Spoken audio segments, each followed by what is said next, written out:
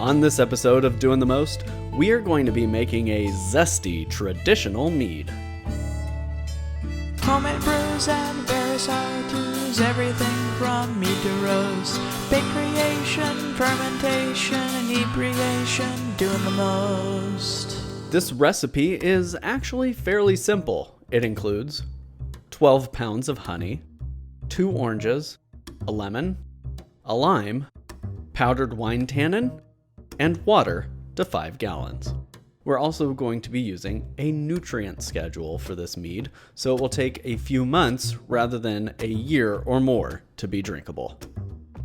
Part of said nutrient schedule is the use of Go Firm to rehydrate our yeast. For this batch, we're going to be using D47. Go Firm is a rehydration nutrient that helps the yeast get acclimated and prepare for the stresses of fermentation. So we put a measured amount of Go Firm by package instruction in with our yeast and a dose of water. Mine here was a little bit clumpy, so I added just a little bit more water to loosen it up. And then I'm going to put some water into the carboy. This carboy has been sanitized with Starzan, and cut the tops off of a couple of the water jugs. You'll notice I'm leaving a little bit of water in here. That's so I have something for the honey that I'm about to pour in here to mix with as I weigh this out. And like I said, we're weighing out 12 pounds of honey. We're going to do that in about 6 pounds for each of these gallon containers. And then once we've poured that honey out, this is wildflower honey we're using here, we're going to mix that up with a sanitized stainless steel spoon and add it to the carboy. This honey was purchased from Websterant store. It's an online store where you can get bulk honey in 60-pound pails. So I've been using that on quite a few brews lately.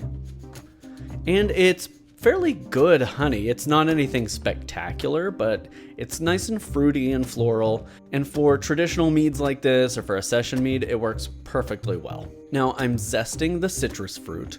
We're just taking off that outer layer of zest and leaving the pith underneath. We don't want any of that bitterness from the pith because we're going to use powdered wine tannin to achieve that astringency. Those are all zested. The zest goes right into primary. And then we're going to cut the lime and lemon in half and use half the juice from each.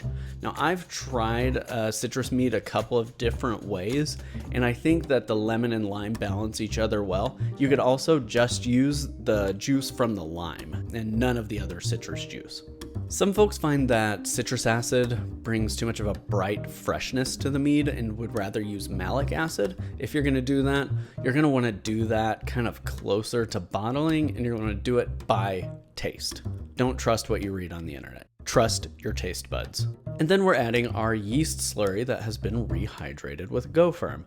That's going to go right in, and then I'm going to wash the ramekin out with a little bit of spring water just to make sure I got all the yeast and all the nutrient in there. And then we're going to stir. The honey's mostly mixed throughout already because we've already mixed it with a little bit of water, but I just want to make sure everything is kind of fluid inside there. And now we're using a nutrient called Fermade O. This is an organic nutrient. Works really great for meads because honey doesn't have a lot of its own natural nutrient, and despite what others may tell you on the internet, raisins are not a good source of nutrient. Now, you have seen me use raisins before. I use those to add a little bit of body, a little bit of legs to my meads and wines, but not always. And we're adding the nutrient by the Tosna 2.0 schedule, which for this mead worked out to about 6 grams of nutrient per feeding, staggered over a few feedings. So now we wait, and after about 24 hours, we'll add the next dose of nutrient. 24 hours later, we'll measure out another about 6 grams of Fermade O and add that to the carboy. And then about 2.5-3 days later, I added the last dose of nutrient. And then from here on out, it will ferment all the way dry on its own. Once fermentation has completed, we'll rack that off into a sanitized carboy. And we're going to add a couple of chemicals, potassium metabisulfite and potassium sorbate, in order to stabilize the mead so we can back sweeten it. And you can see those chemicals going in here. About a week later, now that we are confident that it is stabilized and there will be no re-fermentation, we're going to boil a little bit of water and measure out 1 pound of orange blossom honey. You'll note here that I'm back sweetening it with orange blossom honey, which has a nice pronounced flavor. Particularly this orange blossom honey was very, very strong in the citrus department.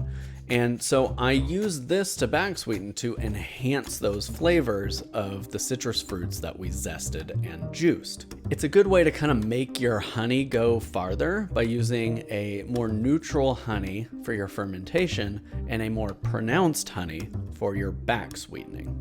Our honey water goes in, and that will be allowed to clear for another month or so.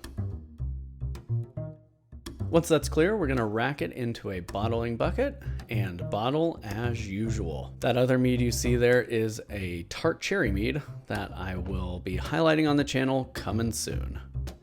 As that's going into the bottling bucket, I added 5 crushed up Campton tablets. This can bond to some of the oxygen that is in there upon racking and help remove that from your mead, but also it helps to ensure a stabilization.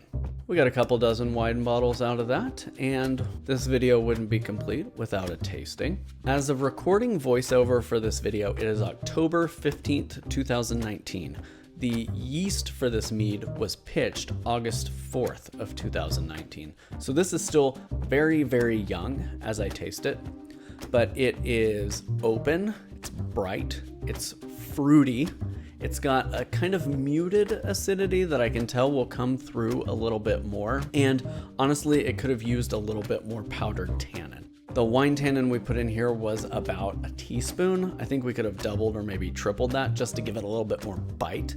But that's really the only modification I'd make to it, perhaps beyond switching to malic acid rather than using the citric acid from the fruits. But overall, for a traditional mead made this quickly and cleared this fast and in the bottle so expediently, it is a wonderful end product. And I'm happy to share this with friends in the coming months. I think it's a really good showcase of the honey and of the fruit, and it does it in a really well-balanced and delicate kind of way. So I hope you learned something from this video. Thank you for watching. As always, I'm curious, do you add any citrus zest of any kind to your traditional meads? Or do you just go for straight honey, maybe an orange blossom honey? Let me know in the comments. And of course, as always, I encourage you to follow us on Instagram and Pinterest at doingthemostok, and check out our website at doingthemost.org. Thank you for watching. I hope you'll subscribe and hit that bell icon so you can see our new videos every time they're released. That's typically every Friday. And I hope to see some of y'all at Texas Mead Fest this weekend.